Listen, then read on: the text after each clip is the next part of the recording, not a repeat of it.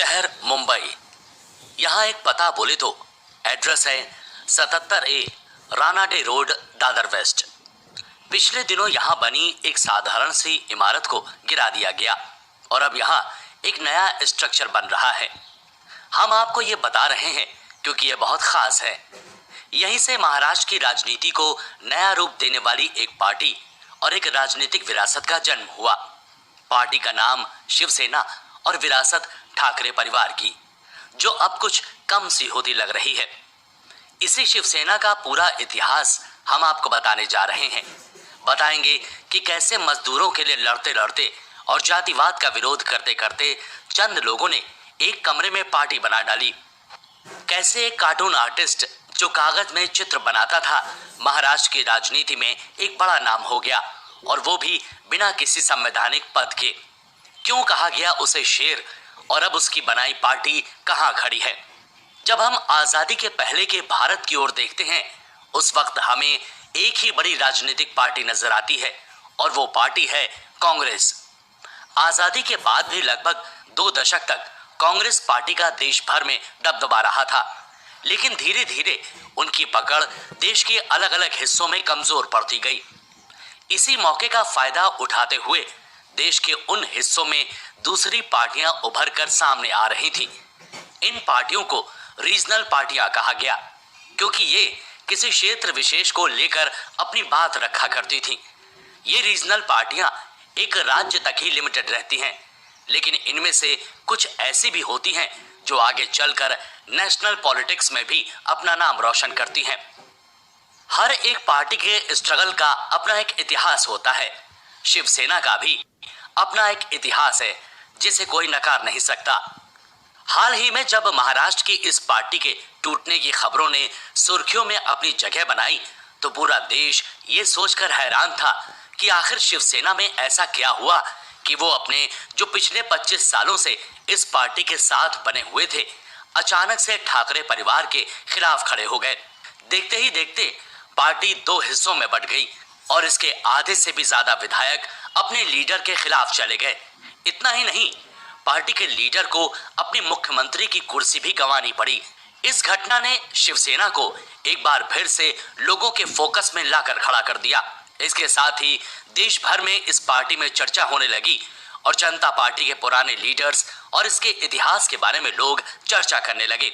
इतिहास शब्द का यहाँ पर इस्तेमाल होते ही इससे जुड़े कई सवाल आपके दिमाग में आ रहे होंगे कि क्या है इस पार्टी का इतिहास और कौन था इस पार्टी के बनने के पीछे, किन हालातों में बनी थी ये पार्टी, और आखिरकार ऐसा क्या हुआ था जिसकी वजह से इस पार्टी के 2 टुकड़े हो गए। इन सब का जवाब देने के लिए और इतिहास की किताबों में दबी कुछ कहानियां निकालकर आपके लिए लेकर आए हैं इसी शिवसेना के बनने और इसे बनाने वाले ठाकरे परिवार की पूरी कहानी, ठाकरेज एंड शिवसेना। दोस्तों, वो साल था 1960 का, जब महाराष्ट्र और गुजरात दोनों एक साथ एक ही राज्य हुआ करते थे और जिसे बॉम्बे स्टेट कहा जाता था। लेकिन एक तरफ जहां महाराष्ट्र में मराठी बोलने वाले लोगों की तादाद ज्यादा थी, तो वहीं गुजरात गुजराती बोलने वालों का प्रदेश हुआ करता था।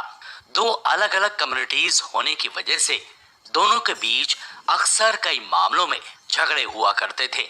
इन झगड़ों की वजह अलग अलग कल्चर का होना तो था ही, साथ ही साथ कई सारे महाराष्ट्रियन लोगों का ये मानना भी था कि गुजराती और बाकी राज्यों से आए लोग उनकी नौकरियां और सरकारी सुविधाएं मौके से छीन लेते हैं।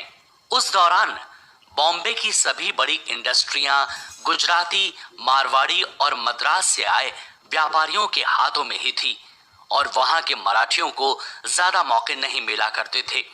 इसके चलते धीरे धीरे महाराष्ट्र में गुजराती, मारवाड़ी और मद्रासी कम्युनिटीज के लोगों का दबदबा बढ़ने लगा और इसका सीधा असर मराठी भाषा और उनके कल्चर पर देखा गया। और ये बात कई मराठी लोगों को बिल्कुल भी पसंद नहीं आ रही थी। इन्हीं सब मुद्दों और अपने हितों को देखते हुए 6 फरवरी 1956 को इन सभी लोगों ने मिलकर संयुक्त महाराष्ट्र मूवमेंट ऑर्गेनाइजेशन की शुरुआत की।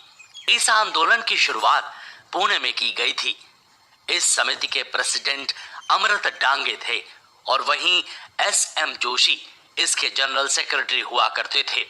Amrit Dange Indian communist party के फाउंडर मेंबर्स में से एक थे, मतलब जिन्होंने पार्टी की शुरुआत करने में एक बहुत बड़ा रोल निभाया था। साथ ही वो भारतीय मजदूर आंदोलन के भी सबसे पॉपुलर नेता थे।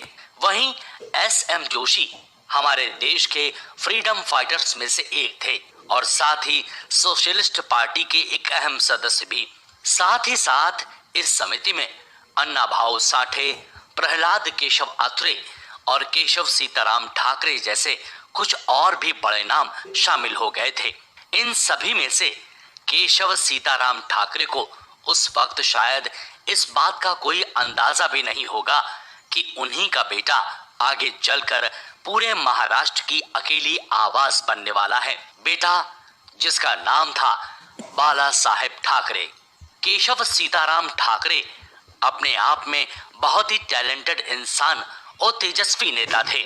साथ ही उन्हें उस दौर के सबसे गुणी समाज सुधारकों में से एक माना जाता था। इसके अलावा वो एक बेहतरीन लेखक, actor, story writer, journalist, photographer, script writer और पेंटर भी थे। इन सभी लोगों ने मिलकर साल 1956 से ही महाराष्ट्र के निर्माण को लेकर अपना आंदोलन तेज कर दिया था। उस वक्त देश के प्रधानमंत्री पंडित जवाहरलाल नेहरू थे और वहीं मुंबई स्टेट, जो कि गुजरात और महाराष्ट्र से मिलकर बना था, उसके मुख्यमंत्री मोरारजी देसाई थे।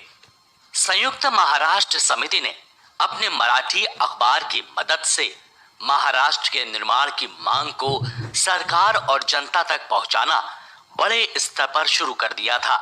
वो अपनी मैगजीन में जवाहरलाल नेहरू और मोरारजी देसाई की खुलकर आलोचना किया करते थे और अब अपनी मांग को खुलकर सरकार के सामने रखने लगे थे।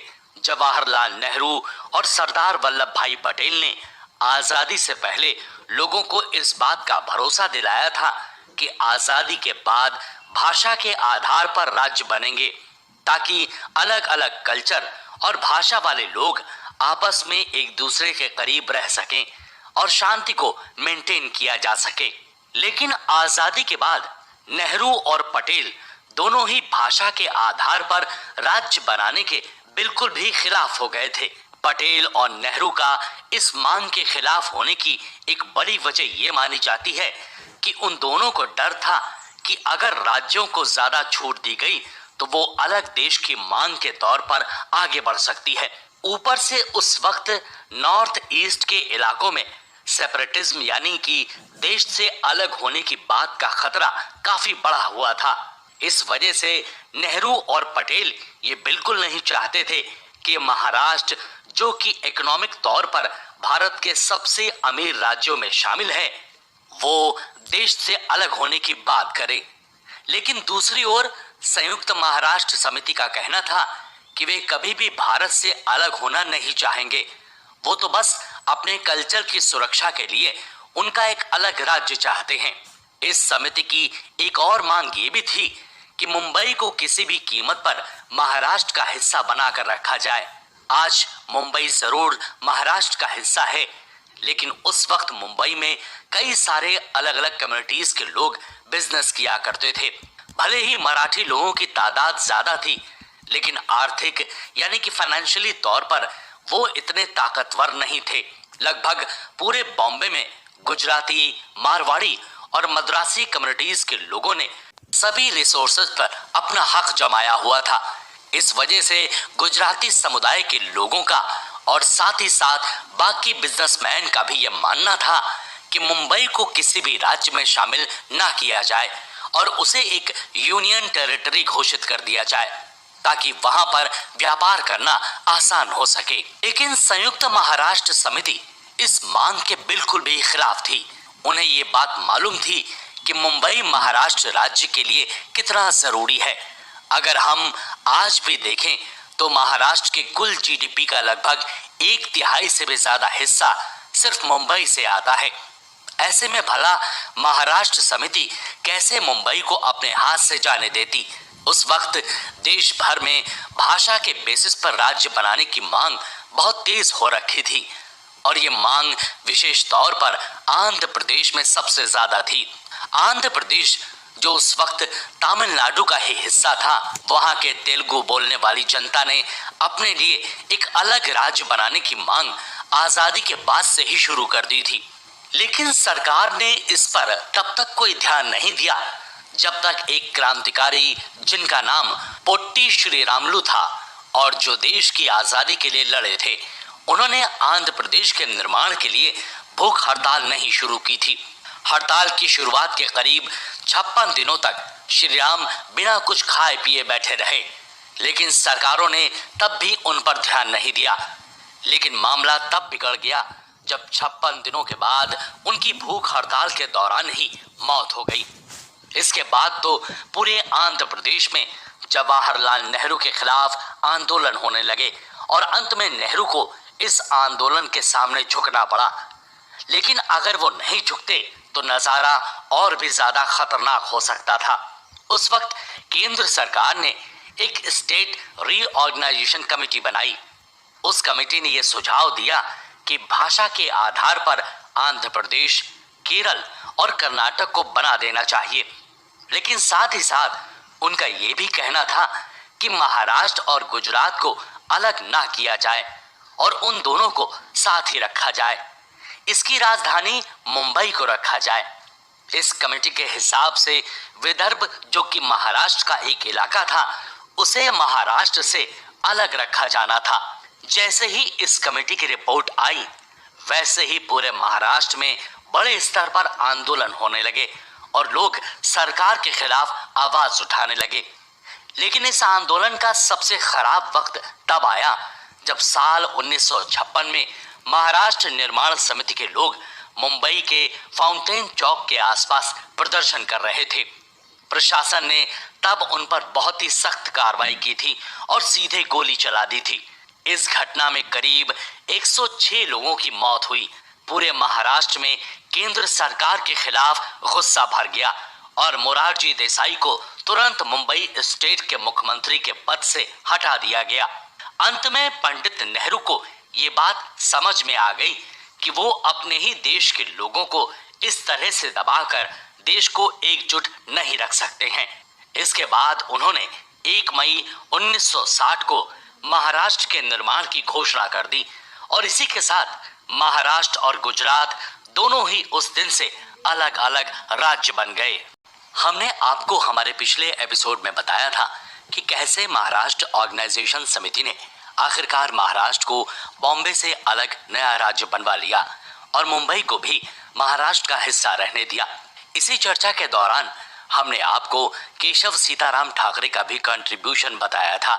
लेकिन जैसे ही महाराष्ट्र का निर्माण हुआ, लगभग समिति के सभी बड़े नेता अब उस समिति को छोड़ चुके थे, क्योंकि उन्हें लगता था कि अब जब महाराष्ट्र का निर्माण हो चुका है तो समिति को इस पर काम करने से कोई फायदा नहीं है। हालांकि कुछ नेता तब भी ऐसे थे जो अलग अलग तरीके से इस समिति के अंदर काम कर रहे थे और उन्हीं में से एक थे केशव सीताराम ठाकरे। केशव ठाकरे सीधे तौर पर किसी राजनीतिक आंदोलन से नहीं जुड़े थे, लेकिन तब भी उनका ध्यान सोशल रिफॉर्म पर था। उन्होंने महाराष्ट्र में कास्ट सिस्टम में काफी बड़े बदलाव लाने की लड़ाई लड़ी थी, जिस दौरान उन्होंने दलित और बाकी छोटी माने जाने वाली जातियों को आगे लाने के लिए कई सारे काम किए। जब वो ये काम कर रहे थे तब उनके बेटे बाल केशव ठाकरे करीब 30 से 35 साल के थे। बाल केशव ठाकरे का पूरा बचपन अपने पिता को और उनके आदर्शों को देखते हुए गुजरा। उन्होंने ये देखा था कि कैसे उनके पिता और बाकी लोगों ने मिलकर महाराष्ट्र को उसकी पहचान दिलाने में मदद की थी। इससे पहले कि हम आपको बाल ठाकरे के बारे में और बातें बताएं, आप पहले ये जान लीजिए कि ये ठाकरे सरनेम आखिर इस परिवार में आया कैसे। दरअसल केशव सीताराम ठाकरे का असली सरनेम ठाकरे न होकर प्रबोधनकर था, लेकिन उन्हें भारत में पैदा हुए एक ब्रिटिश लेखक बहुत ही पसंद थे और उनका नाम था विलियम मेकपीस ठाकरे। और उन्हीं से प्रभावित होकर केशव सीताराम ठाकरे ने अपना सरनेम बदलकर ठाकरे रख लिया था। और इसी के चलते बाल ठाकरे और उनकी आगे की पीढ़ियां भी इसी ठाकरे सरनेम को लेकर आगे चलने लगी। बाला साहेब ठाकरे पर अपने पिता का सीधा सीधा प्रभाव पड़ा और उन्हें इस बात की पूरी जानकारी थी कि मराठी लोगों को अपना एक अलग स्टेट पाने के लिए कितनी कुर्बानियां देनी पड़ी थी। लेकिन बाल ठाकरे खुद कभी भी अपने पिता की तरह किसी भी आंदोलन का हिस्सा नहीं बने। इसकी वजह यह है कि इस मामले में वो अपने पिता से थोड़ा अलग सोचते थे। अब महाराष्ट्र तो मराठी लोगों को मिल चुका था, लेकिन तब भी महाराष्ट्र में दूसरे राज्यों से आए लोगों का बहुत ज्यादा दबदबा था। महाराष्ट्र की हर बड़ी इंडस्ट्री या तो किसी गुजराती के पास थी या किसी मारवाड़ी के पास। भले ही गुजरात तब तक एक अलग राज्य बन चुका हो, लेकिन तब भी भारत में किसी भी राज्य से कोई व्यक्ति दूसरे राज्य में जाकर अपना बिजनेस कर सकता है। ऐसा भारत के संविधान यानी कॉन्स्टिट्यूशन में लिखा हुआ था। अब इसके चलते अलग हो जाने के बाद भी महाराष्ट्र को और यहाँ के लोगों को आर्थिक तौर पर कुछ खास फायदा नहीं हो रहा था, क्योंकि कई सारे व्यापारी अपनी फैक्ट्री में काम करने के लिए मजदूरों को भी अपने स्टेट से ही लेकर आ रहे थे। ऐसे में वो लोग जो यहाँ व्यापार तो करते थे, लेकिन तब भी उनकी फैक्ट्री को महाराष्ट्र में लगने से मराठी लोगों को किसी तरह का फायदा नहीं पहुंच रहा था। इस बात से सबसे ज्यादा ऐतराज और नाराजगी बाल ठाकरे को थी, क्योंकि उनका यह मानना था कि महाराष्ट्र के रिसोर्सेज पर सबसे पहला हक मराठी लोगों का है। उसके बाद बाकी देश के लोग उन रिसोर्सेज का इस्तेमाल कर सकते हैं। उनका यह फैसला बाकी राज्यों के लिए भी था। उनका यह भी मानना था कि भारत के हर राज्य को पहले अपने राज्य के लोगों के बारे में सोचना चाहिए, उसके बाद उन्हें बाकी जरूरतमंद राज्यों को मदद देनी चाहिए। लेकिन भला बाल ठाकरे अपनी बात को महाराष्ट्र के आम लोगों तक पहुंचाते कैसे? वो कोई नेता तो थे नहीं, और न ही उस वक्त वो राजनीतिक भाषण देने में कोई विशेष रुचि रखते थे। इसके अलावा वो इस बारे में आर्टिकल वगैरह भी बहुत कम लिखा करते थे। ऐसे में तब बाल ठाकरे ने एक ऐसा हथियार चुना जो उससे पहले तक शायद ही किसी इंसान ने अपनी बात को रखने के लिए इतने बड़े स्तर पर चुना होगा। वो अहम हथियार था कार्टून। जी हाँ, बिल्कुल सही सुना आपने। बाल ठाकरे ने महाराष्ट्र के लोगों के दुख और खराब स्थिति को लोगों के सामने लाने के लिए कार्टून का सहारा लिया। सबसे पहले उन्होंने अपना career free press journal Mumbai में एक कार्टूनिस्ट के तौर पर शुरू किया। उस दौरान वो टाइम्स ऑफ इंडिया के रविवार के एडिशन में भी अपने कार्टून डाला करते थे और उसे पब्लिश करवाया करते थे। लेकिन फ्री प्रेस जर्नल में भी नॉन महाराष्ट्रियन लोगों का काफी दबदबा था। इस वजह से बाल ठाकरे को वहां ऐसे कार्टून बनाने की परमिशन नहीं मिलती थी जो नॉन महाराष्ट्र के खिलाफ हो। ऐसे में अपने इस विचार के साथ बाल ठाकरे और 5 दूसरे लोगों ने मिलकर अपना खुद का अखबार निकाला। इन्हीं उन 5 दूसरे लोगों में जॉर्ज फर्नांडिस भी शामिल थे, जो भारत के एक बहुत ही बड़े दिग्गज नेता रहे हैं। आगे चलकर वो करीब 30 साल तक लोकसभा के मेंबर रहे और साथ ही साथ भारत के 22वें रक्षा मंत्री भी। अब आप समझ सकते हैं कि उस वक्त बाल ठाकरे किस तरह के लोगों से अपने आप को घेरे हुए थे। लेकिन ये अखबार ज्यादा समय तक चल नहीं पाया था, क्योंकि उस वक्त मुंबई के साथ साथ महाराष्ट्र के दूसरे हिस्सों में भी कई बड़े बड़े और लोकल अखबार थे जो लोगों की रोजमर्रा की जिंदगी का अहम हिस्सा बन चुके थे। ऐसे में एक नया पेपर जो नॉन महाराष्ट्र के खिलाफ बोले, उसका लोगों तक पहुंचना बहुत ही मुश्किल था।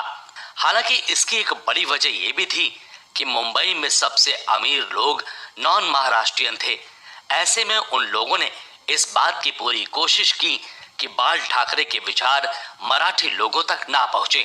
तो शुरुआत के करीब 2 महीने बाद जॉर्ज फर्नांडिस और बाल ठाकरे का ये अखबार भी बंद हो गया। अब आगे क्या ठाकरे ने फिर से फ्री प्रेस जर्नल में जाकर उनके बताए गए तौर तरीकों के हिसाब से काम किया, या उन्होंने अपनी आवाज महाराष्ट्र के लोगों तक पहुंचाने के लिए कोई नया रास्ता निकाला? ये जानने के लिए आइए चलते हैं अगले एपिसोड की ओर। पिछले एपिसोड में आपने जाना कि कैसे बाल ठाकरे अब बिल्कुल अकेले पड़ चुके थे, क्योंकि उन्होंने जो अपना एक अखबार निकाला था उसे वो बड़े लेवल पर लोगों तक नहीं पहुंचा पाए थे। इसकी वजह से महज 2 महीनों में उन्होंने ये अखबार बंद कर दिया था। अब बाल ठाकरे के पास 2 रास्ते बचे थे, या तो वो वापस बड़े न्यूज हाउस में चले जाएं, जहां उन्हें अपनी आईडी के साथ काम करना पड़ता था, या फिर वो अपने मकसद को बिना छोड़े उसकी तरफ कदम बढ़ाते चले जाएं। आपको जानकर हैरानी होगी कि बाल ठाकरे ने दूसरा और मुश्किल रास्ता ही चुना। उन्हें उस वक्त तक ये बात महसूस हो चुकी थी कि महाराष्ट्र के मराठी लोगों के लिए बोलने वाला कोई नहीं खड़ा था। हर कोई या तो अमीर ट्रेडर्स के लिए काम करता था, या फिर उसे केवल अपने आप से मतलब था। ऐसे में अपनी आवाज को मराठी लोगों तक पहुंचाने के लिए ठाकरे ने अपने भाई श्रीकांत के साथ मिलकर एक वीकली कार्टून मैगजीन की शुरुआत की। इसका नाम था मार्मिक। जैसा कि इसके नाम से मालूम चल रहा है कि इसमें एक कम्युनिटी के मार्मिक यानी मुश्किल कंडीशन के बारे में बात की जाती थी, और वो कम्युनिटी थी मराठी माड़ूस की, यानी मराठी बोलने वाले लोगों की। साल 1960 में शुरू हुई इस मैगजीन में मराठी लोगों की बेरोजगारी, दूसरे राज्यों से आए लोगों का असर, मराठी लोगों को फैक्ट्रियों से बाहर निकालना और मराठी कल्चर का और भाषा का धीरे धीरे खत्म होना, इन सब चीजों के बारे में बात की जाती थी। ये बात बाल ठाकरे और उनके भाई को अच्छी तरह से मालूम थी कि अगर उन्होंने इस मैगजीन को बड़े लेवल पर प्रकाशित नहीं किया तो ये भी उनके पिछले अखबार की तरह आम लोगों तक नहीं पहुंच पाएगी। तब ऐसा करने के लिए उनका सबसे बड़ा जरिया बने महाराष्ट्र के तब के मुख्यमंत्री यशवंतराव चौहान। हमने आपको बताया था कि महाराष्ट्र के अंदर पॉलिटिकल चेंज होने के बाद यशवंतराव चौहान वहां के मुख्यमंत्री बने थे। अब क्योंकि महाराष्ट्र के बनने में बाल ठाकरे के पिता का भी योगदान रहा था, इसके चलते बाल ठाकरे के पिता और यशवंतराव चौहान के बीच भी संबंध काफी अच्छे थे, और वहीं से बाल ठाकरे और यशवंतराव चौहान एक दूसरे को सपोर्ट करने लगे थे। इसीलिए बाल ठाकरे ने अपनी इस मैगजीन की शुरुआत के लिए महाराष्ट्र के मुख्यमंत्री यशवंतराव चौहान को ही बुलाया। इस तरह से बाल ठाकरे और उनके भाई श्रीकांत ठाकरे अब मार्मिक मैगजीन को लॉन्च कर चुके थे, और वो अब लगातार लोगों तक अपनी आवाज को पहुंचा रहे थे। महाराष्ट्र के इतिहास का ये एक बहुत ही जरूरी कदम था, क्योंकि इस कदम के बिना शायद शिवसेना कभी बनने ही नहीं वाली थी। शिवसेना के बारे में जब एक बार बाल ठाकरे को पूछा गया तो उन्होंने कहा कि मार्मिक सिर्फ एक कार्टून मैगजीन नहीं थी, बल्कि वो शिवसेना के बनने और इतना आगे बढ़ने की सबसे बड़ी वजह भी बनी है। मार्मिक के चलते धीरे धीरे मराठी लोगों को बाल ठाकरे के विचारों को जानने का मौका मिला, और उन्हें अब ये बात समझ में आने लगी थी कि महाराष्ट्र में ही मराठी लोगों को कितना ज्यादा एक्सप्लॉइट किया जा रहा था। कैसे महाराष्ट्र के रिसोर्सेज को उनके लिए इस्तेमाल न करके बाकी राज्य अपने लिए इस्तेमाल कर रहे थे। इसलिए बाल ठाकरे का एक कहना कि मराठी लोगों को उनके हक के लिए खड़ा होना होगा, ये बात सब लोग धीरे धीरे मानने लगे थे। मार्मिक अब लोगों के बीच बहुत ज्यादा पॉपुलर हो चुकी थी। जैसे जैसे मार्मिक मैगजीन पॉपुलर होती गई, वैसे वैसे बाल ठाकरे भी एक पॉपुलर इंसान के तौर पर आगे बढ़ते गए। लेकिन एक मैगजीन चलाने वाला इंसान भला कितना कुछ कर सकता था? बाल ठाकरे जब भी सरकार की नीतियों के खिलाफ बोलते, लोग उसके बारे में बात तो जरूर करते, लेकिन कुछ ही दिनों में सरकार और लोग दोनों ही इस मुद्दे को भूल जाते थे। यानी कि बाल ठाकरे की मैगजीन मार्मिक से लोगों को मराठी लोगों का दुख तो पता चलता था, लेकिन उसका इलाज या हल अभी तक नहीं निकला था।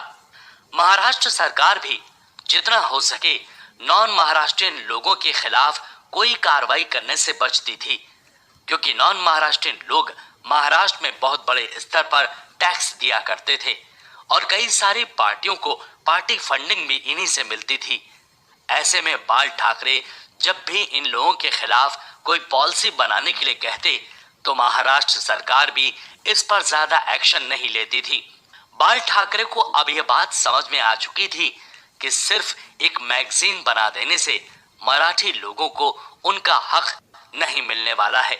अगर उन्हें अपना हक चाहिए तो उन्हें एकजुट होना होगा और उनकी ये सोच शिवसेना के निर्माण की पहली सीढ़ी बनकर सामने आई। साल 1966 तक जब मार्मिक नाम की एक वीकली मैगजीन चलाने वाले बाल ठाकरे अपनी पॉपुलैरिटी के चरम पर पहुंच चुके थे, तब पूरे महाराष्ट्र में और खास तौर पर मुंबई में उनका दबदबा काफी बढ़ने लगा था। उस वक्त उन्होंने ये फैसला लिया कि वो एक ऐसा ग्रुप बनाएंगे जो मराठी लोगों के हक की बात करेगा। ये ग्रुप मराठी लोगों को उनका छीना गया हक दिलाएगा और इसे इसलिए बनाया जाएगा ताकि कोई भी सरकार या इंसान महाराष्ट्र में मराठी लोगों के साथ किसी भी तरह का अन्याय ना कर सके। इसी सोच के साथ आखिरकार 19 जून साल 1966 को शिवसेना का निर्माण भी किया गया था। जैसे ही शिवसेना का निर्माण हुआ, लोग ये सोचने लगे कि क्या दूसरी पार्टियों की तरह शिवसेना भी सिर्फ एक पॉलिटिकल पार्टी बनकर रह जाएगी और आम चुनाव लड़ेगी। लेकिन बाल ठाकरे ने ये बात बिल्कुल साफ कर दी थी कि वो किसी भी तरीके की पॉलिटिक्स में नहीं आने वाले हैं, क्योंकि उनका मकसद सिर्फ शांतिपूर्ण तरीकों से मराठी लोगों को उनका हक दिलाना है। शिवसेना के निर्माण के बाद हजारों की संख्या में नौजवान उसमें जुड़ने लगे थे, खास तौर पर वो नौजवान जो बेरोजगारी की मुश्किल से या फिर महाराष्ट्र में दूसरे राज्यों से आने वाले लोगों के असर से परेशान थे। खास तौर पर शिवसेना का टारगेट साउथ इंडिया के वो बिजनेसमैन थे जो अपने यहाँ काम करने वाले लोगों को अपने ही राज्यों से लेकर आते थे और इसलिए Shiv Sena south Indian business committee के खिलाफ काफी बढ़ चढ़ कर बोला करती थी। शिवसेना एक पार्टी बनने के बाद से ही इस बात पर जोर देना शुरू कर चुकी थी कि महाराष्ट्र के रिसोर्सेज पर सबसे पहला हक मराठी लोगों का है और इसी बात से उन्होंने कई सारे नॉन महाराष्ट्रियन कॉर्पोरेट्स को टारगेट करना शुरू किया था। ऐसा नहीं था कि बाल ठाकरे ने शिवसेना का इस्तेमाल दूसरे राज्यों से आने वाले लोगों को वहां से जाने के लिए किया। वो बस अपने लोगों को उनका हक दिलाने की कोशिश में लगे हुए थे। बाल ठाकरे ने बाहरी राज्यों से आए लोगों से ये बात कही कि अगर वो महाराष्ट्र में पैसा कमाना चाहते हैं तो उन्हें मराठी लोगों को भी नौकरी देनी होगी, न कि सिर्फ उन लोगों को जिन्हें वो अपने राज्य से लेकर आते हैं। बाल ठाकरे हर किसी से सिर्फ इमोशनल बातें नहीं किया करते थे, बल्कि उनकी बातों में तर्क यानी आर्गुमेंट पक्के हुआ करते थे।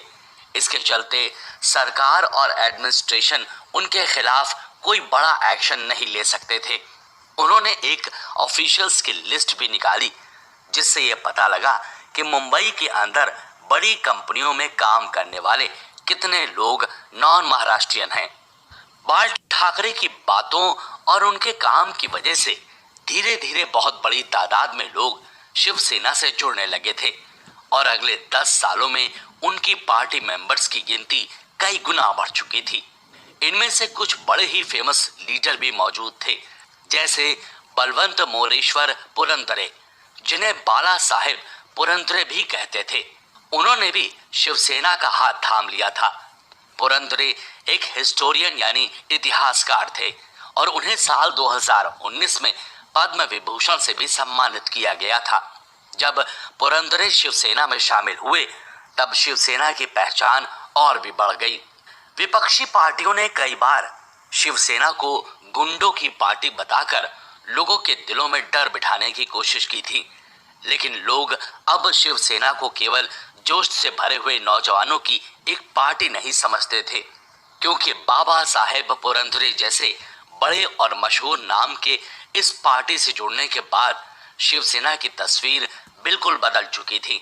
शिवसेना महाराष्ट्र में मराठी लोगों की शान के लिए लड़ने के साथ साथ एक और बड़ी वजह के लिए लगातार हड़ताल पर जाया करती थी, और वो वजह थी महाराष्ट्र के कुछ इलाकों का कर्नाटक में शामिल होना। जब महाराष्ट्र का निर्माण हुआ तब वहां के कुछ इलाके ऐसे थे जो महाराष्ट्र को नहीं मिले थे और उन्हें कर्नाटक को दे दिया गया था। इसमें करवर, बेलगांव और निपानी जैसे शहर शामिल थे। साल 1969 में जब ठाकरे ने इस बात को बड़े लेवल पर उठाया और इसे प्रोटेस्ट किया तो इसके लिए उन्हें जेल में डाल दिया गया। बाल ठाकरे के साथ उस दौर के एक और बड़े नेता जो इस प्रोटेस्ट में शामिल थे, उनका नाम था मनोहर जोशी। पेशे से वकील रहे मनोहर जोशी शिवसेना की और बाल ठाकरे की सोच से काफी इम्प्रेस्ड हुए थे और इसी के चलते उन्होंने शिवसेना को ज्वाइन किया था। वो बाल ठाकरे के साथ कंधे से कंधा मिलाकर शिवसेना की हर जंग में शामिल होते थे। बाल ठाकरे और मनोहर जोशी की दोस्ती को आप इसी बात से समझ सकते हैं कि जब आगे चलकर शिवसेना सत्ता में आई तो उन्होंने अपने मुख्यमंत्री उम्मीदवार के तौर पर मनोहर जोशी को ही खड़ा किया था। इस तरह से वक्त के साथ साथ धीरे धीरे बाला साहेब और शिवसेना के साथ कई पुराने और बड़े लीडर जुड़ते जा रहे थे और शिवसेना हर तरह से मजबूत होती जा रही थी। आइए इस बारे में चर्चा को आगे बढ़ाते हुए हम चलते हैं अगले एपिसोड की ओर। पिछले एपिसोड में आपने सुना कि कैसे शिवसेना से लगातार बड़े बड़े लीडर जुड़ते जा रहे थे और अब शिवसेना एक बड़े ही पॉपुलर ग्रुप के तौर पर लोगों के बीच मशहूर होती जा रही थी।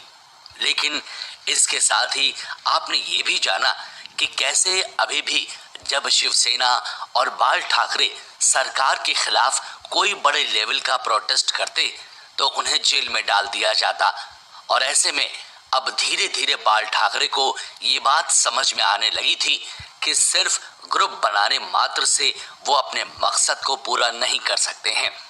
ऐसे में आखिरकार तब उन्होंने पॉलिटिक्स में आने का फैसला लिया।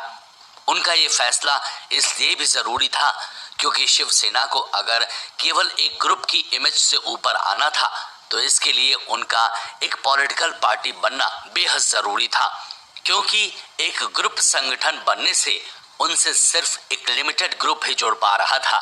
वहीं दूसरी ओर पॉलिटिकल पार्टी बनने के बाद शिवसेना अपना पॉलिटिकल एजेंडा सामने रखकर ज्यादा लोगों को अपनी पार्टी में शामिल कर सकती थी। यहाँ शिवसेना को इस बात का फायदा भी होता है कि उनके पास पहले से ही ग्रुप संगठन में इतने मेंबर्स थे कि वो अपने पूरे डेडिकेशन के साथ पार्टी के प्रचार में लग सकते हैं। जब शिवसेना की शुरुआत एक ग्रुप के तौर पर हुई थी तब से सिर्फ वही लोग उनके साथ जुड़ रहे थे जो किसी न किसी तरह से नॉन महाराष्ट्रियन लोगों से परेशान थे और उन्हें इस बात की उम्मीद थी कि शायद नॉन महाराष्ट्र लोगों के जाने से उनकी मुश्किलें ठीक हो जाएंगी। लेकिन सच्चाई इससे कोसों दूर थी। 10 सालों के बाद जब शिवसेना नॉन महाराष्ट्रियन लोगों को खास तौर पर ट्रेडर्स और बिजनेसमैन को ये मनवाने में कामयाब हो गई कि वो अपनी कंपनियों में ज्यादा नौकरियां मराठी लोगों को देंगे, तो इसके बाद भी वहां के हालात में कुछ खास सुधार नहीं आया, क्योंकि एक बहुत ही छोटा प्रतिशत इस तरह की कंपनियों में काम किया करता था। अभी भी एक बड़ी संख्या में मराठी युवा बेरोजगार था और ये बेरोजगारी नॉन महाराष्ट्रियन बिजनेसमैन की वजह से नहीं थी, बल्कि सरकार की नीतियों यानी पॉलिसीज की वजह से थी। वहीं शिवसेना का एक ग्रुप बने रहने में दूसरी मुश्किल ये भी थी कि महिलाएं इससे ज्यादा संख्या में नहीं जुड़ रही थी।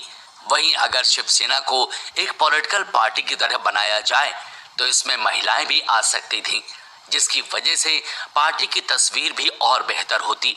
इसके अलावा तीसरी बड़ी वजह जिसकी वजह से शिवसेना को पॉलिटिकल पार्टी बनाया गया कि एक ग्रुप के तौर पर शिवसेना केवल मुंबई के कुछ इलाकों तक ही लिमिटेड रह गई थी।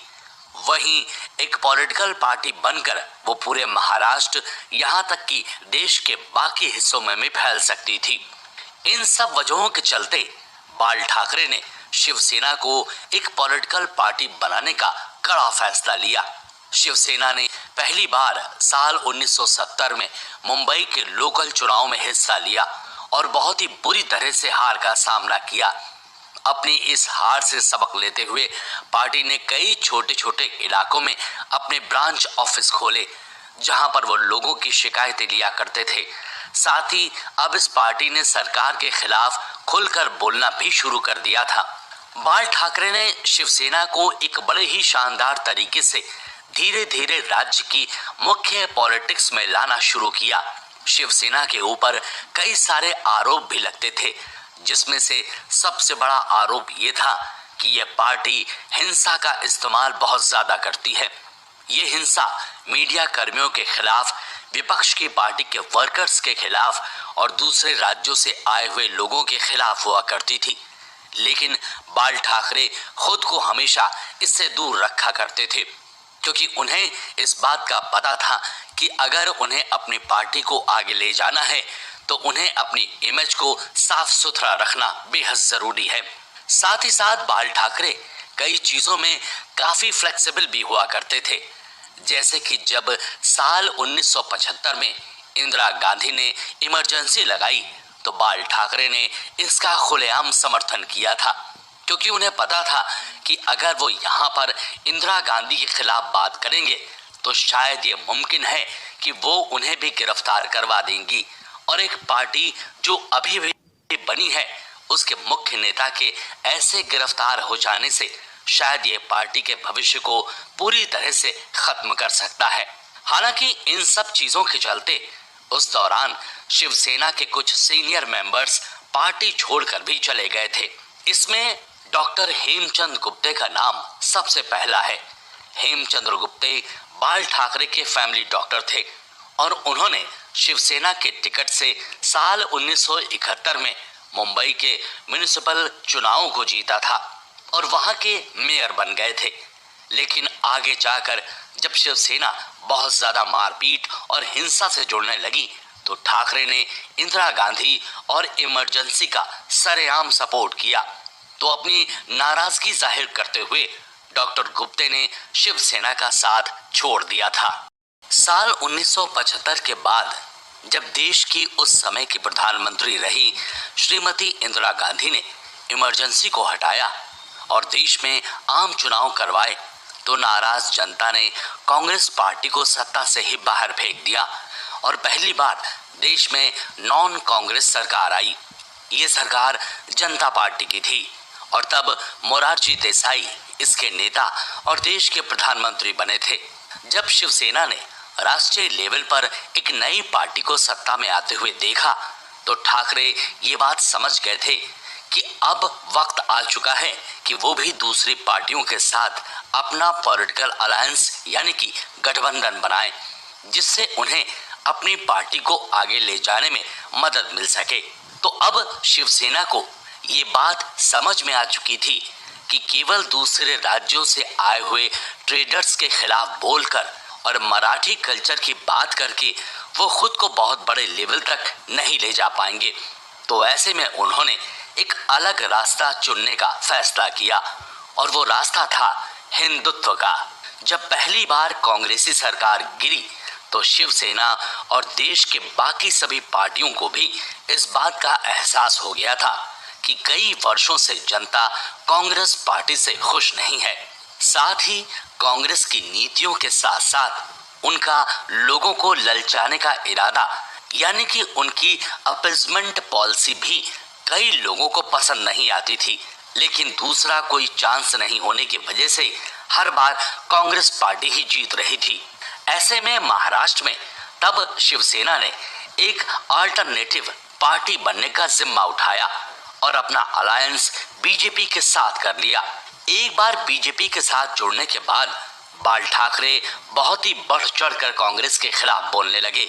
हिंदुत्व की और अपना ये रुख बाल ठाकरे ने बाबरी मस्जिद मामले के साथ लिया था, जब उनके ऊपर आरोप लगा कि कई सारे शिवसेना के वर्कर्स बाबरी मस्जिद को गिराने में शामिल थे। इसके अलावा उसी दौरान मंडल कमीशन की रिपोर्ट भी आई, जिसमें ओबीसी सेक्शन के लिए रिजर्वेशन की व्यवस्था की बात की गई थी। बाल ठाकरे ने शिवसेना की ओर से इस रिपोर्ट का सरेआम बायकॉट किया था और इसके खिलाफ बोलना शुरू किया था। तब ठाकरे अपनी सोच और पार्टी के काम करने के तरीके को लोगों तक पहुंचाने के लिए पहले की तरह अब भी मैगजीन और अखबार का सहारा लिया करते थे। साल 1990 में ठाकरे ने अपना खुद का एक अखबार शुरू किया, जिसका नाम था सामना। अब इसी अखबार के सहारे वो लोगों तक अपनी बात को पहुंचाते थे। जब ठाकरे ने मंडल कमीशन का विरोध किया तो पार्टी के एक और बड़े नेता छगन भुजबल शिवसेना को छोड़कर जा चुके थे। छगन भुजबल भी एक बहुत ही बड़े नेता थे और आगे चलकर ये भी महाराष्ट्र के मुख्यमंत्री बनने वाले थे। जब साल 1992 में बाबरी मस्जिद को गिराया गया तो उसके बाद देश भर में माहौल बहुत ही बिगड़ गया था। हिंदू मुस्लिम की राजनीति अब लगातार बढ़ती जा रही थी और इस आइडियोलॉजी को लीड करने वाली पार्टी थी भारतीय जनता पार्टी। उस वक्त इस पार्टी के प्रमुख थे लाल कृष्ण आडवाणी, जिन्होंने अपनी रथ यात्रा के दौरान देश भर में हिंदू संस्कृति को बचाने की बात की थी। बाबरी मस्जिद को गिराने के बाद मुस्लिम समुदाय में भी काफी गुस्सा भरा हुआ था और इसका नतीजा ये हुआ कि साल 1993 में मुंबई में कई सारे बम ब्लास्ट किए गए, जिसमें हजारों लोग मारे गए। इस हमले में कई सारे आतंकी संगठन शामिल थे। इसके बाद शिवसेना की ओर से इन हमलों के जवाब के तौर पर मुस्लिमों के खिलाफ काफी बड़े स्तर पर दंगे किए गए, जिसमें कई सारे मुसलमानों को अपनी जान भी गंवानी पड़ी थी। लेकिन इस घटना ने शिवसेना को लाइमलाइट में ला दिया और उनका ये दावा कि वो हिंदुत्व के लिए खड़े होते हैं अब पक्का हो चुका था, क्योंकि अब वो सीधे तौर पर बीजेपी से जुड़ चुके थे। दोनों पार्टियां खुलकर हिंदुत्व की बातें किया करती थीं और ये फार्मूला उनके काम भी आया। जब साल 1995 में महाराष्ट्र के चुनाव में शिवसेना और बीजेपी के अलायंस की जीत हासिल हुई, इसके बाद बाला साहब ठाकरे ने अपनी पार्टी से मनोहर जोशी को मुख्यमंत्री पद पर बिठाया, जो बेलगांव को महाराष्ट्र में मिलाने के लिए हड़ताल में बाल ठाकरे के साथ बैठा करते थे। पिछले एपिसोड में हमने आपको बताया था कि कैसे शिवसेना और बीजेपी अपने हिंदुत्व के नए एजेंडे के साथ सत्ता में आ चुकी थी और बाल ठाकरे ने मनोहर जोशी को महाराष्ट्र का नया मुख्यमंत्री बना दिया था। अब बाल ठाकरे के पास वो सब कुछ था जिससे कि बाल ठाकरे अपना हर एजेंडा पूरा कर सकते थे। इधर बीजेपी के अध्यक्ष और नेता लाल कृष्ण आडवाणी देश भर में रथ यात्रा कर रहे थे ताकि वो अयोध्या में राम मंदिर बनाने के लिए देश भर के हिंदुओं को एक साथ ला सकें और इस यात्रा से उन्हें आने वाले समय में राजनीतिक फायदे भी होने वाले थे। साल 1992 में विश्व हिंदू परिषद और बीजेपी के मेंबर्स ने जब अयोध्या में एक बड़ी रैली का आयोजन किया, जिसे बीजेपी के ही दिग्गज मंत्री लाल कृष्ण आडवाणी की राम रथ यात्रा भी कहा जाता है, तब उसी दौरान जमा हुई भीड़ अचानक से बेकाबू हो गई और उन्होंने वहां स्थित बाबरी मस्जिद को गिरा दिया। वही बाबरी मस्जिद के ऐसे गिरने के बाद इसका असर देश के कई राज्यों पर पड़ा। साथ ही मुंबई में भी कई सारे सीरियल बम ब्लास्ट किए गए जो इस्लामिक आतंकवादी ग्रुप ने बाबरी मस्जिद को गिराने के विरोध में किए थे। इसमें कई सारे मासूम लोगों को अपनी जान भी गंवानी पड़ी थी। उस दौरान बाल ठाकरे और मनोहर जोशी पर यह आरोप लगाया गया था कि उन्होंने शिवसेना के मेंबर्स को पूरी मुंबई के मुस्लिमों के खिलाफ दंगे करने के लिए भड़काया था। भारत सरकार की ओर से श्री कृष्ण कमीशन रिपोर्ट ने इन दोनों को ही इन दंगों के लिए जिम्मेदार ठहराया था। लेकिन अब ठाकरे सत्ता में आ चुके थे और महाराष्ट्र की सरकार उनके हाथों में थी, इसलिए अब धीरे धीरे बाल ठाकरे अपना असर कई सारी चीजों पर बढ़ाने लग गए थे। जैसे कि उस दौरान मुंबई की मशहूर फिल्म इंडस्ट्री बॉलीवुड में कई सारी ऐसी फिल्में आई थी जिनको शिवसेना की ओर से विरोध का सामना करना पड़ता था। ऐसी ही एक फिल्म साल 1995 में आई थी जिसमें मुंबई के दंगों के बारे में बात की गई थी और इसलिए बाल ठाकरे और शिवसेना ने इस फिल्म का खुलकर विरोध किया था। साल 1999 तक महाराष्ट्र में सब कुछ ठीक चल रहा था और बीजेपी और शिवसेना के अलायंस की यह पार्टी अपने हिसाब से सत्ता संभाल रही थी।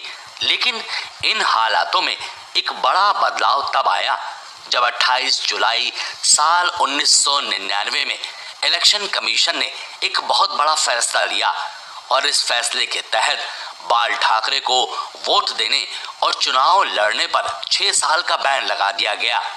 बाल ठाकरे की पूरी जिंदगी ऐसी कई सारी कंट्रोवर्सी से भरी हुई थी। ऐसे में सवाल ये उठता है कि आखिर बाल ठाकरे को इलेक्शन कमीशन ने बाल ठाकरे के खिलाफ ऐसा फैसला क्यों लिया था। दरअसल ठाकरे पर ये आरोप था कि उन्होंने धर्म के नाम पर वोट मांगे थे और भारत में इलेक्शन कमीशन की ओर से ये सीधी सीधी गाइडलाइन दी गई थी कि कोई भी इंसान धर्म और जाति जैसे किसी भी भेदभाव के आधार पर वोट नहीं मांग सकता है। इसके अलावा ठाकरे पर दो धर्मों के बीच आपसी शांति को बिगाड़ने को लेकर भी कई सारे आरोप लगे थे। वही साल 2000 में उन्होंने मुंबई के दंगों में हिस्सा लेने के आरोप में उन्हें गिरफ्तार भी कर लिया गया था, लेकिन बाद में सबूत की कमी होने के कारण उन्हें छोड़ दिया गया था। साल 2002 को हमारे देश भारत में इसलिए भी याद किया जाता है क्योंकि उस साल गुजरात के दंगे भी हुए थे, जिसकी वजह से देश में एक बार फिर से हिंदू मुस्लिम की पॉलिटिक्स अपने चरम पर पहुंच गई थी। इन दोनों ग्रुप्स के बीच में नफरत भी काफी हद तक बढ़ चुकी थी और इसी बीच बाल ठाकरे ने भी एक बहुत ही कंट्रोवर्शियल स्टेटमेंट दिया था। ठाकरे ने उस वक्त हिंदुओं को ये कहा था कि वो भी आतंकवादियों की तरह सुसाइड बॉम्बर्स बने ताकि आतंकवाद के खिलाफ उनकी लड़ाई और मजबूत हो सके। जैसे ही ठाकरे ने ये स्टेटमेंट दिया, महाराष्ट्र सरकार ने तुरंत उनके खिलाफ एक केस दर्ज कर दिया जहां ठाकरे पर दो धर्मों के बीच नफरत फैलाने का आरोप लगा, लेकिन इस केस का भी कुछ खास असर ठाकरे पर नहीं पड़ा था। अब आप सोच रहे होंगे कि जब बाल ठाकरे के खिलाफ इतने भयानक केस हो रखे थे तो वो खुद उस वक्त सत्ता में भी नहीं थे, तो आखिरकार वो क्या वजह थी जिसकी वजह से सरकार ठाकरे के खिलाफ कोई बड़ा एक्शन नहीं ले पा रही थी। इस बात की सबसे बड़ी वजह थी मेरे दोस्तों उस दौरान बाल ठाकरे की पॉपुलैरिटी। अगर आप डेमोक्रेसी में सरकार के काम करने के पैटर्न पर गौर करेंगे तो आप पाएंगे कि सरकार उन कामों को करने में ज्यादा दिलचस्पी दिखाती है जिनकी मांग लोगों की तरफ से आती है, यानी कि जिन चीजों को लोगों का सपोर्ट और अट्रैक्शन मिल रहा होता है, सरकार उन चीजों को करना ज्यादा पसंद करती है। इसकी वजह यह भी है कि अगर किसी सरकार को फिर से सत्ता में आना है तो इसके लिए उन्हें मेजॉरिटी का सपोर्ट मिलना बेहद जरूरी है। अब ठाकरे के केस में महाराष्ट्र के और यहाँ तक कि देश के कई सारे लोग ऐसे थे जो उनका खुलकर सपोर्ट करते थे। इस वजह से ठाकरे को गिरफ्तार करना और उनके खिलाफ कोई बड़ा एक्शन लेने का मतलब था आग से खेलना, और कोई भी सरकार ऐसी आग से नहीं खेलना चाहती थी जो उनकी ही सत्ता को जलाकर राख कर दे। इसलिए कोई भी सरकार बाल ठाकरे के खिलाफ कुछ भी नहीं कर पा रही थी। दोस्तों, बाल ठाकरे से जुड़ी कंट्रोवर्सीज की कहानी यहीं खत्म नहीं होती है। अगले एपिसोड में हम आपको बाल ठाकरे की कुछ ऐसे ही बयानों के बारे में बताएंगे जिन्होंने उन्हें सवालों के कटघरे में खड़ा कर दिया था। पिछले एपिसोड को दोस्तों खत्म करते हुए हमने आपको बताया था कि बाल ठाकरे कैसे हमेशा किसी न किसी कंट्रोवर्सीज के साथ जुड़े रहते थे। इन कंट्रोवर्सीज की वजह से उनके खिलाफ कई सारे मुकदमे भी दर्ज हुए थे, लेकिन उनकी पार्टी की पहुंच के चलते उन मुकदमों का ठाकरे पर कोई खास असर नहीं होता था। बाल ठाकरे के करियर की एक बड़ी कंट्रोवर्सी तब सामने आई जब यह खुलासा हुआ कि ठाकरे जर्मनी के डिक्टेटर एडोल्फ हिटलर के बहुत बड़े सपोर्टर थे। जी हाँ दोस्तों, ठाकरे खुलेआम हिटलर की तारीफ किया करते थे और अपने एक इंटरव्यू में उन्होंने ये भी कहा था कि मैं हिटलर का बहुत बड़ा फैन हूँ और मुझे ये कहने में बिल्कुल भी शर्मिंदगी महसूस नहीं होती है। हालांकि मैं ये नहीं कहता कि हिटलर के किए सारे काम सही थे, लेकिन मैं ये जरूर कहता हूँ कि वो एक शानदार ऑर्गेनाइजर था जिन्हें लोगों को संभालना बहुत ही अच्छी तरीके से आता था। इसलिए मुझे कभी कभी ऐसा लगता है कि हिटलर और मुझ में कई सारी चीजें एक जैसी हैं। साथ ही उनका ये भी कहना था कि हमारे देश भारत को भी एक ऐसे डिक्टेटर की जरूरत है जो कई फैसले लेते हुए देश की तस्वीर को बदले। इसके अलावा एक और इंटरव्यू में ठाकरे ने कहा था कि अगर देश में मुसलमानों के साथ वैसे ही पेश आया जाए जैसा नाजी जर्मनी में यहूदियों यानी ज्यूज के साथ होता है तो इसमें कुछ गलत नहीं होगा। आप सब तो जानते ही हैं कि जर्मनी में ज्यूज के साथ कैसी भयानक घटनाएं घटी थी जब हिटलर ने उन सभी को एक जहरीले गैस चैम्बर में डालकर मार डाला था। अपने इस बयान के साथ ठाकरे ने इस भयानक घटना को सही बता दिया था। साथ ही उनका ये भी कहना था कि भले ही हिटलर ने कई बुरे काम किए हों, लेकिन वो असल में एक आर्टिस्ट था। ठाकरे का मानना था कि हिटलर के पास वो काबिलियत थी जिसके चलते वो पूरे देश को अपने साथ लेकर चल सकता था। उन्हें अपने इस एंटी मुस्लिम बयान के लिए बहुत ज़्यादा क्रिटिसिज्म यानी निंदा का सामना करना पड़ा था। इस क्रिटिसिज्म के बारे में जब उनसे एक इंटरव्यू में पूछा गया तो उन्होंने जवाब में बताया कि वो देश के हर मुसलमान के खिलाफ नहीं है, लेकिन वो उन मुसलमानों के खिलाफ हैं जो इस देश में रहते हैं और इस देश के नियम को नहीं मानते हैं। ठाकरे के मुताबिक ऐसे गद्दारों को देश में रहने का कोई भी हक नहीं है। हालांकि आगे जाकर ठाकरे अपने इन्हीं बयानों में थोड़े से नरम जरूर पड़ गए थे, लेकिन तब भी उनका हर बयान इस्लामिक कल्चर के खिलाफ ही हुआ करता था। इसी वजह से पूरी शिवसेना एक एंटी इस्लामिक और एंटी मुस्लिम पार्टी के तौर पर नजर आने लगी थी।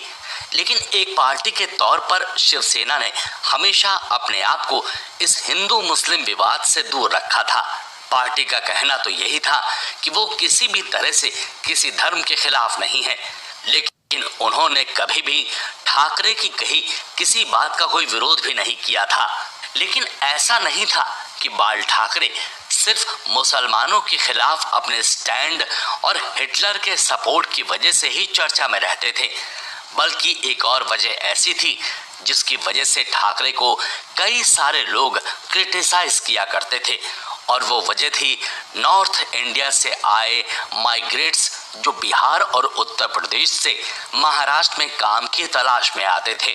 उनको लेकर ठाकरे का जो स्टैंड साल 2008 में महाराष्ट्र में बिहार के लोगों के खिलाफ काफ़ी सारी ऐसी घटनाएं हुई थी जिसके चलते उन लोगों को महाराष्ट्र छोड़कर भागना पड़ा था। ठाकरे इस बात के पूरी तरह से खिलाफ थे कि बिहार के लोग अपने राज्य को छोड़कर महाराष्ट्र में काम करने आते हैं और वो मराठी लोगों का रोजगार छीन लेते हैं। साथ ही उनका ये भी कहना था कि ये बिहार से आने वाले लोग ही महाराष्ट्र में होने वाले क्राइम के लिए जिम्मेदार हैं। अचानक से अपने आखिरी वक्त में ठाकरे का इस तरह से एक बार फिर मराठी लोगों के बारे में बात करने की अपनी एक बड़ी वजह भी थी।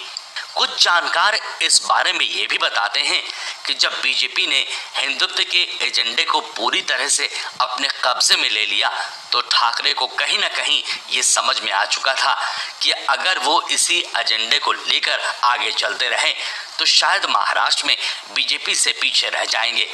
इसलिए ठाकरे के लिए ज़रूरी था कि वो अपने आप को एक ऐसी आइडियोलॉजी में रखें जिसमें उन्हें कोई दूसरा टक्कर ना दे सके। इस वजह से साल 2007 और 2008 के बाद ये देखा गया कि शिवसेना फिर से महाराष्ट्रीयन चीज़ों पर ज़्यादा फोकस करने लगी थी। इसका सबसे बड़ा एग्जाम्पल मेरे दोस्तों तब देखा गया जब मशहूर क्रिकेटर सचिन तेंदुलकर ने ये कहा कि वो महाराष्ट्रीयन होने से पहले एक भारतीय हैं और तब बाल ठाकरे ने उनके इस बयान को खुलकर क्रिटिसाइज किया। अपने आप को बीजेपी से अलग रखने के लिए बाल ठाकरे और शिवसेना ने ऐसे कई सारे कदम उठाए थे, जिसमें से एक था कास्ट रिजर्वेशन, यानी जाति के आधार पर रिजर्वेशन करने का खुलकर विरोध करना। ठाकरे का यह मानना था कि इस दुनिया में केवल दो ही जाति के लोग हैं, उनमें से एक है गरीब और दूसरा है अमीर। साथ ही वो ये भी कहते थे कि वो इन दो जातियों के अलावा किसी और जात पात के सिस्टम को नहीं मानते। ये तब की बात है जब भारतीय जनता पार्टी यानी बीजेपी ने मंडल कमीशन के बताए हुए रिजर्वेशन का सपोर्ट किया था। हालांकि ठाकरे को ये बात पता थी कि इस तरह से रिजर्वेशन का विरोध करना शायद शिवसेना पार्टी के लिए एक तरह का सुसाइड यानी आत्महत्या हो सकता है, लेकिन तब भी ठाकरे ने अपने इस स्टेटमेंट को कभी भी वापस नहीं लिया और हमेशा इसके खिलाफ ही रहे। शिवसेना में सब कुछ ठीक चल रहा था, मगर अचानक ठाकरे परिवार के लिए मुश्किलें तब शुरू हुई जब साल 2006 में बाल ठाकरे के भतीजे राज ठाकरे ने अपने आप को शिवसेना से अलग कर लिया और उन्होंने एक नई पार्टी बनाई। इस पार्टी का नाम MNS यानी महाराष्ट्र नव निर्माण सेना रखा गया। शिवसेना से अलग होने की वजह बाल ठाकरे का लिया गया एक फैसला बना। दरअसल बाल ठाकरे ने राज ठाकरे की जगह अपने बेटे उद्धव ठाकरे को अगला पार्टी हेड बनाने का ऐलान किया और ये बात राज को बिल्कुल पसंद नहीं आई। वहीं दूसरी तरफ पार्टी के एक दिग्गज नेता नारायण राणे भी उस दौरान पार्टी छोड़कर चले गए थे। नारायण राणे इससे पहले महाराष्ट्र के मुख्यमंत्री भी रह चुके थे। इन सब वजहों से शिवसेना अब धीरे धीरे कमजोर पड़ने लगी थी। पार्टी के बड़े चेहरों के साथ साथ अपने ही परिवार के लोग शिवसेना छोड़कर जाने लगे थे। साथ ही राज ठाकरे को एक बड़े लेवल का सपोर्ट भी मिल रहा था और ये भी बाला साहेब के लिए एक चिंता की बात थी। हालांकि राज ठाकरे ने अपनी जो पार्टी बनाई थी वो महाराष्ट्र नव निर्माण सेना चुनाव में कभी भी शिवसेना से आगे नहीं निकल पाई थी। MNS भले ही शिवसेना से अलग थी, लेकिन दोनों पार्टियों के काम करने का तरीका लगभग एक जैसा था। शिवसेना की तरह MNS भी दूसरे राज्यों से आए हुए लोगों को महाराष्ट्र से वापस जाने के लिए कह रही थी। साथ ही अब MNS भी महाराष्ट्र में होने वाले क्राइम्स की पूरी जिम्मेदारी उत्तर प्रदेश और बिहार के लोगों पर डालने लगी थी। लेकिन इन सब के बीच सबसे चिंता की बात यह थी कि शिवसेना अब कमजोर पड़ने लगी थी और इस तरह से अपने खोते हुए कंट्रोल को देखते हुए पार्टी की हिंसा का लेवल अब बढ़ने लगा था। शिवसेना को पता था कि अगर उन्होंने कल्चर पर ज्यादा जोर दिया तो कंजर्वेटिव लोग जिन्हें समाज में बदलाव देखना पसंद नहीं है वो उनके साथ बने रहेंगे। इसलिए उन्होंने अब कई सारे ऐसे काम करने शुरू किए जो कंजर्वेटिव लोगों को खुश करने के लिए होते थे। उन्हीं में से एक काम था वैलेंटाइन डे के सेलिब्रेशन का कड़ा विरोध करना। शिवसेना के मेंबर्स अब हर साल वैलेंटाइन डे के मौके पर कहीं भी दिखने वाले कपल्स पर हमला करते थे, उन्हें मारते पीटते थे और उनसे माफी मंगवाया करते थे। शिवसेना की इस गुंडागर्दी की वजह से पढ़े लिखे युवा लोग शिवसेना से नाराज होने लगे थे।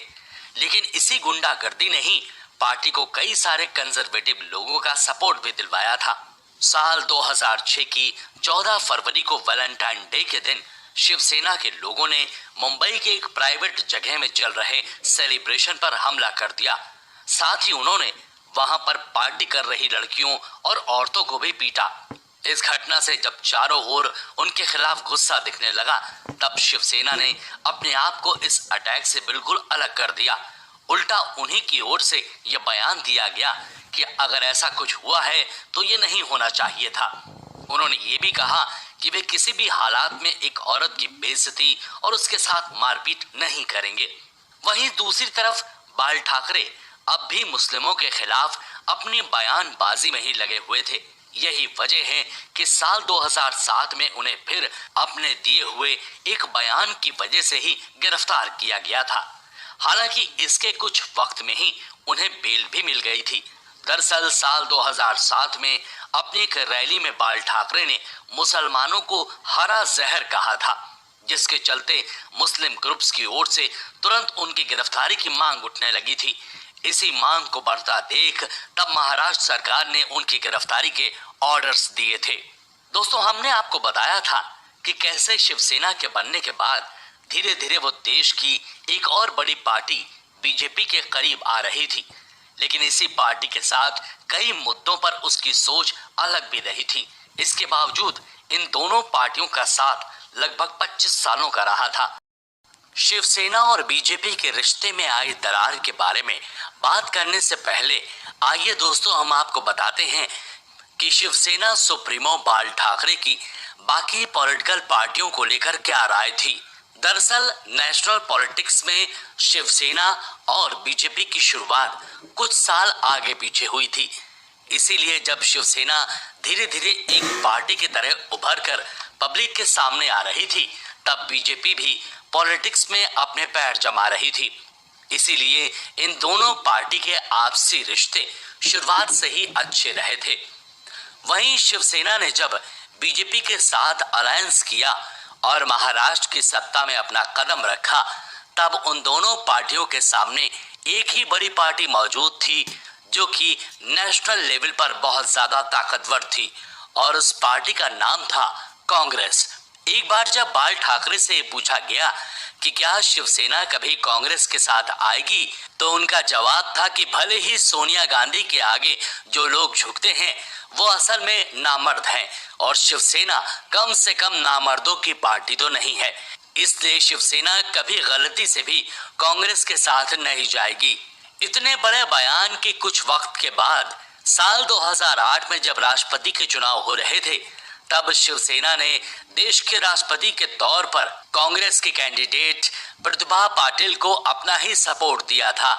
इस बारे में जब एक बार फिर बाल ठाकरे से पूछा गया, तो उन्होंने कहा कि प्रतिभा पाटिल कांग्रेस पार्टी के कैंडिडेट होने से पहले एक महाराष्ट्रियन है, और साथ ही वो देश की पहली महिला राष्ट्रपति बनने जा रही हैं।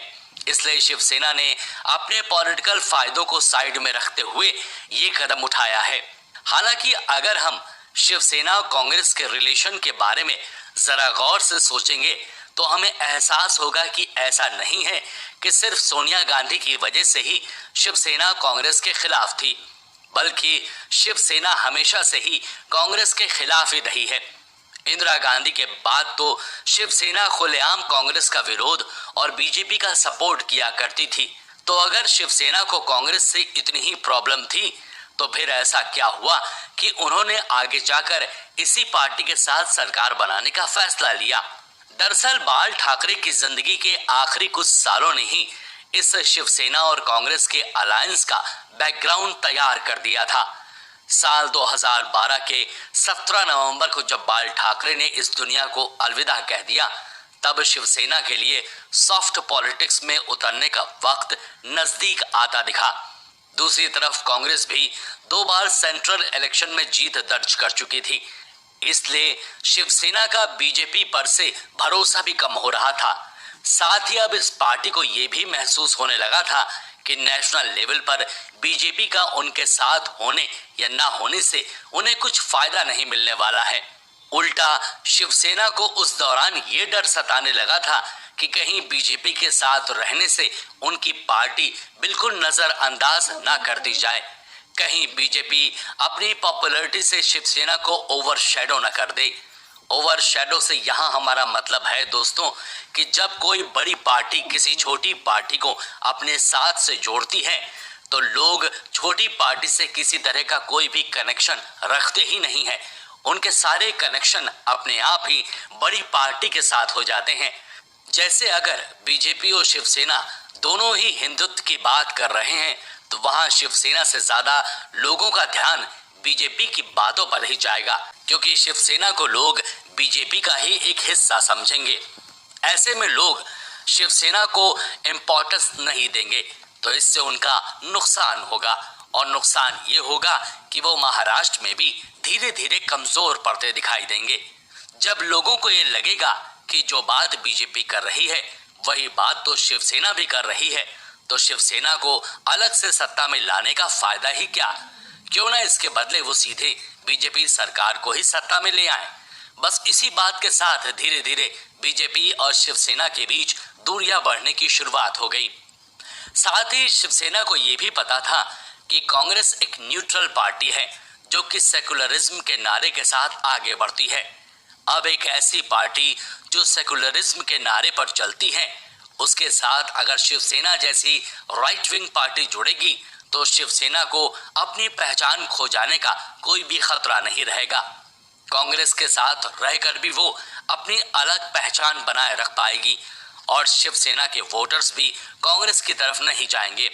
इसके अलावा शिवसेना की बीजेपी से नाराजगी की एक दूसरी वजह ये भी थी कि बीजेपी की कई सारी पॉलिसीज जैसे कि ओबीसी यानी पिछड़ी जातियों के लिए रिजर्वेशन और महाराष्ट्र में दूसरे राज्यों से आने वाले माइग्रेंट्स का सपोर्ट शिवसेना के रूल्स के बिल्कुल ही खिलाफ होता था। खैर, अब तक हम शिवसेना के जिस डर की बात कर रहे थे वो 2014 के महाराष्ट्र असेंबली इलेक्शन में साफ साफ दिखाई दिया। जैसा कि शिवसेना को डर था कि बीजेपी के साथ जुड़ने से वो ओवर शैडो कर दी जाएगी, वैसा ही कुछ इस चुनाव में उसे देखने को मिला। साल 2014 के चुनाव में महाराष्ट्र की 288 सीटों में से जहां 122 सीटों पर बीजेपी पार्टी को जीत मिली, वहीं शिवसेना सिर्फ 63 सीटों पर अपना कब्जा जमा पाई। इस इलेक्शन में तीसरी बड़ी पार्टी बनकर आई कांग्रेस, जिसको 42 सीटें मिली। इसके अलावा शरद पवार की पार्टी एनसीपी को भी 41 सीटें मिली और शिवसेना से टूटकर अलग हुई एमएनएस, जो कि राज ठाकरे की पार्टी थी, उसे इस इलेक्शन में 13 सीटें ही मिल पाई। अब ऐसे हालात में किसी भी पार्टी के पास सरकार बनाने जितनी मेजॉरिटी नहीं थी, क्योंकि मेजॉरिटी के लिए उन्हें 145 सीटों की जरूरत थी। इसलिए तब बीजेपी ने शिवसेना को अपने साथ सरकार बनाने के लिए अप्रोच किया।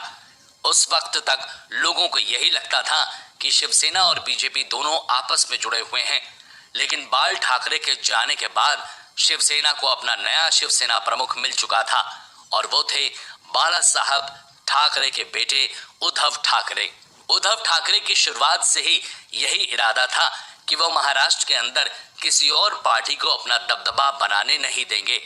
इसीलिए साल 2014 के चुनाव में भले ही शिवसेना को केवल 63 सीटें मिली, लेकिन तब भी उन्हें ये बात पता थी कि बीजेपी उनकी मदद के बिना सरकार नहीं बना सकती। इसी बात का फायदा उठाते हुए उन्होंने बीजेपी के सामने ये शर्त रखी कि वो उद्धव ठाकरे को महाराष्ट्र का मुख्यमंत्री बनाए, तभी शिवसेना बीजेपी का साथ देगी। महाराष्ट्र में शिवसेना और बीजेपी का ये टकराव लोगों को हैरान कर देने वाला था, क्योंकि उन्हें समझ में नहीं आ रहा था कि जो पार्टियां पिछले 25 सालों से हर इलेक्शन में एक दूसरे के साथ खड़ी रहीं, वो अब अचानक एक दूसरे के आमने सामने क्यों आ गई हैं। लेकिन लोगों को यह नहीं पता था कि ये सब अचानक से नहीं, बल्कि एक लंबी प्लानिंग के साथ हो रहा था। जब बीजेपी उस चुनाव में 122 सीटों के साथ सबसे बड़ी पार्टी बनकर सामने आई, तो उन्होंने अपना सीएम कैंडिडेट देवेंद्र फडणवीस को चुना, जो विदर्भ के एरिया में काफी ज्यादा पॉपुलर थे। तब शिवसेना के पास सिर्फ 2 ही ऑप्शन रह गए थे, या तो शिवसेना बीजेपी के साथ मिल जाए और देवेंद्र फडणवीस को मुख्यमंत्री बनने दे, या फिर वो एनसीपी और कांग्रेस को साथ में लाए और उनके साथ मिलकर अपनी सरकार बनाए। इन दोनों में से किसी एक ऑप्शन को चुनना शिवसेना के लिए काफी मुश्किल था, क्योंकि उनको इस बात की बिल्कुल भी उम्मीद नहीं थी कि इस इलेक्शन में बीजेपी को इतनी ज्यादा सीटें मिल जाएंगी। अगर हम साल 2009 के महाराष्ट्र के विधानसभा चुनाव की ओर देखें तो वहां पर बीजेपी को सिर्फ 46 सीटें मिली थीं। ऐसे में अचानक से उनकी सीटों में हुई बढ़ोतरी हैरान कर देने वाली बात थी। इसकी बड़ी वजह यह भी थी कि उसी वक्त देश में मोदी जी की लहर भी चल रही थी। महाराष्ट्र के चुनाव से कुछ महीनों पहले ही नरेंद्र मोदी मेजॉरिटी के साथ देश के प्रधानमंत्री बने थे। ऐसे में जिन राज्यों में भी विधानसभा चुनाव हो रहे थे, वहां पर भी नरेंद्र मोदी की इस लहर का असर दिखाई दे रहा था। ऐसे में महाराष्ट्र इससे कहां पीछे रहने वाला था। वहां भी मोदी जी की बदौलत बीजेपी को बहुत सारे वोट्स मिले थे। अब शिवसेना बीजेपी से तो अपना मुंह मोड़ चुकी थी, लेकिन वो कांग्रेस और एनसीपी के पास भी नहीं जा सकती थी और इसकी वजह खुद कांग्रेस थी। साल 2014 के चुनावों के बाद शिवसेना की सत्ता का लालच किस हद तक बढ़ गया था, ये तो हमने आपको पिछले एपिसोड में ही बताया। जहां बाल ठाकरे खुद पॉलिटिकल पोस्ट से दूर रहकर पार्टी को संभाला करते थे, वहीं उनके बेटे उद्धव ठाकरे के काम करने का तरीका इसमें बिल्कुल अलग था। वो तो यही समझते थे कि जब तक उन्हें मुख्यमंत्री की कुर्सी नहीं मिलेगी, शिवसेना खुलकर महाराष्ट्र में काम नहीं कर सकती है। इसलिए उन्होंने साल 2014 के चुनाव में बीजेपी के सामने अपने मुख्यमंत्री बनने की शर्त रखी थी। वहीं बीजेपी को भी ये बात बहुत अच्छी तरह से मालूम थी कि अगर वो उद्धव ठाकरे को महाराष्ट्र का मुख्यमंत्री बनने देते हैं तो जो सपोर्ट देवेंद्र फडणवीस के साथ उनके लिए आया करता है वो उनसे दूर जा सकता है। अगर ऐसा हुआ तो इस गलती का नुकसान उन्हें महाराष्ट्र के विधानसभा चुनाव के साथ साथ अगले लोकसभा चुनाव में भी झेलना पड़ सकता है, क्योंकि इतना बड़ा रिस्क लेने के लिए उस वक्त बीजेपी बिल्कुल भी तैयार नहीं थी। इसलिए उन्होंने उद्धव ठाकरे की मांग को ठुकरा दिया। शिवसेना के पास उस वक्त ज्यादा ऑप्शंस नहीं होने की वजह से उन्होंने अपना मन मारकर बीजेपी के साथ बने रहने में ही भलाई समझी, लेकिन साथ ही उन्होंने ये भी फैसला कर लिया कि अब उन्हें बीजेपी से अलग होने का रास्ता ढूंढना होगा और अपनी एक अलग पहचान बनानी होगी।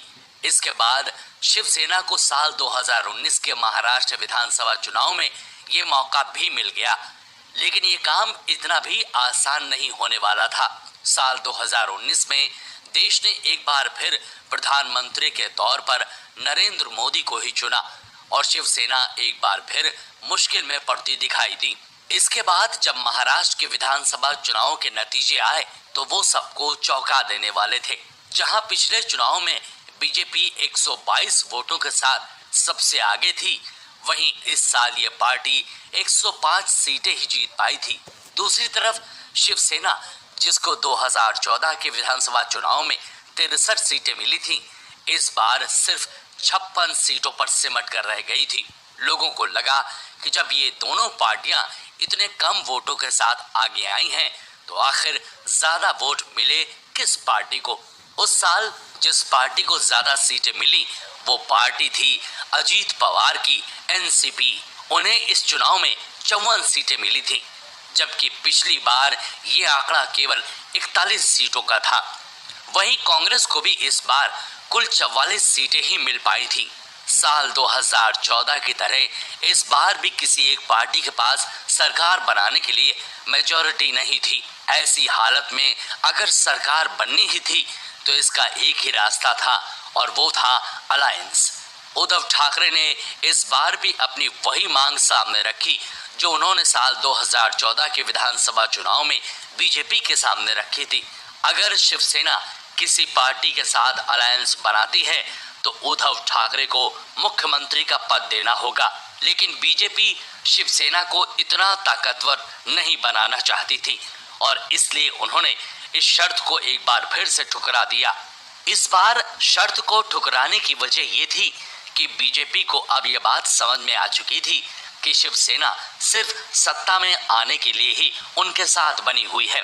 इसलिए बीजेपी शिवसेना पर किसी भी तरह से भरोसा नहीं कर पा रही थी। ऐसे में अगर शिवसेना की शर्त मानकर उद्धव ठाकरे को मुख्यमंत्री बना दिया गया तो महाराष्ट्र में बीजेपी का दबदबा काफी कम होने लगेगा। लेकिन इस बार शिवसेना भी पीछे हटने के मूड में नहीं दिख रही थी। उन्होंने विधानसभा चुनाव से पहले ही इस बात पर फैसला कर लिया था कि अगर उद्धव ठाकरे को महाराष्ट्र का मुख्यमंत्री नहीं बनाया जाता है तो वो बीजेपी को सपोर्ट नहीं करेंगे।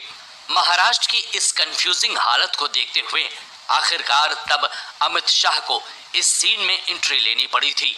आपको बता दें कि अमित शाह को भारतीय पॉलिटिक्स का चाणक्य कहा जाता है, साथ ही माना भी जाता है। देश में मोदी की लहर के पीछे भी उनका काफी बड़ा रोल रहा है। खैर, अमित शाह उस वक्त इसी सोच में थे, शिवसेना के बिना महाराष्ट्र में बीजेपी अपनी सरकार कैसे बनाएगी। इसलिए तब बीजेपी ने एनसीपी पार्टी के लीडर अजीत पवार से बात की और फिर राज्य के गवर्नर को सुबह 5 बजे बुलाया। इसके बाद उन्होंने मुख्यमंत्री के तौर पर देवेंद्र फडणवीस को शपथ दिलवाई। 23 नवंबर 2019 की सुबह जब लोग नींद से जागे, तब तक देवेंद्र फडणवीस महाराष्ट्र के मुख्यमंत्री के तौर पर शपथ ले चुके थे। इस खबर ने महाराष्ट्र के लोगों को बेहद हैरान कर दिया था, क्योंकि उन्हें अपने सपने में भी इस बात का अंदाजा नहीं हो पाया था। उन्हें तो ये लग रहा था कि शायद बीजेपी और शिवसेना आपस में एक दूसरे के साथ समझौता कर लेंगी, लेकिन यहाँ तो उन्हें एक नया खेल देखने को मिल गया था। एनसीपी, जिसे शरद पवार ने बनाया था और उनके बेटे जैसा हक रखने वाले भतीजे अजीत पवार पार्टी को लीड कर रहे थे, उस पार्टी ने बीजेपी को अपना खुला सपोर्ट दिया था। लेकिन इसमें अफसोस की बात यह थी कि बीजेपी और देवेंद्र फडणवीस की सत्ता की ये खुशियां ज्यादा दिनों के लिए नहीं रह पाईं। शपथ लेने के सिर्फ 5 दिनों के बाद 28 नवंबर को फडणवीस को मुख्यमंत्री के पद से इस्तीफा देना पड़ा, क्योंकि एनसीपी ने अचानक से बीजेपी का साथ देने से मना कर दिया। जानकारों की माने तो इस घटना में एनसीपी के फाउंडर शरद पवार का सबसे बड़ा हाथ था। उन्होंने ही अजीत पवार से इस बारे में बात की और उन्हें बीजेपी के साथ हाथ ना मिलाने को कहा। तो दोस्तों, पिछले एपिसोड में आपने जाना कि कैसे साल 2019 के विधानसभा चुनाव के बाद महाराष्ट्र में एक नया खेल देखने को मिल रहा था। शिवसेना, कांग्रेस, बीजेपी और एनसीपी, ये चारों पार्टियां किस तरह से सत्ता में आने की कोशिशों में लगी हुई थी। किसी को भी नहीं पता था कि महाराष्ट्र का पॉलिटिकल फ्यूचर क्या होने वाला है। साथ ही हमने इस चर्चा के दौरान ये भी देखा कि कैसे बीजेपी इन चुनावों के बाद सिर्फ 5 दिनों के लिए सत्ता में आई थी। कुल मिलाकर कहा जाए तो महाराष्ट्र की हालत बहुत ही कंफ्यूजिंग बनकर रह गई थी। ये बात अपनी जगह पे सच है कि सत्ता का खेल आसान नहीं होता, ये तो हम सभी जानते हैं। ऐसे में सबसे बड़ा सवाल अब ये उठ रहा था कि आखिरकार महाराष्ट्र की सत्ता की बागडोर अब संभालेगा कौन। उस वक्त कुछ लोग ये अंदाजा भी लगाने लगे थे कि इन 25 सालों में जो पार्टियां एक दूसरे का नाम भी सुनना पसंद नहीं करती थी, अब शायद सत्ता के लिए वही 2 पार्टियां साथ में आ जाएंगी। ये दोनों पार्टियां थी शिवसेना और कांग्रेस, जो साल 2014 के बाद से ही लोकसभा और विधानसभा दोनों तरह के चुनाव में हार का सामना कर रही थी। वहीं शरद पवार भी अब तक अपने बेटे अजीत पवार को शिवसेना के साथ हाथ मिलाने के लिए मना चुके थे।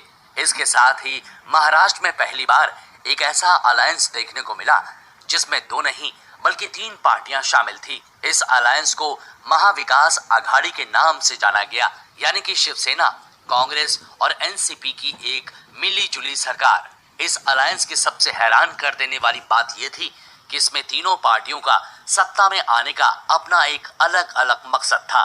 अगर एनसीपी और कांग्रेस के साथ को मान भी लिया जाए, क्योंकि एनसीपी कांग्रेस की एलाइड पार्टी है, लेकिन जिनकी हमेशा से यही कोशिश थी कि वो शिवसेना को कमजोर करके महाराष्ट्र में अपना दबदबा बनाएं, उस एनसीपी का अचानक से शिवसेना के साथ आना कोई भी आसानी से मान नहीं पा रहा था।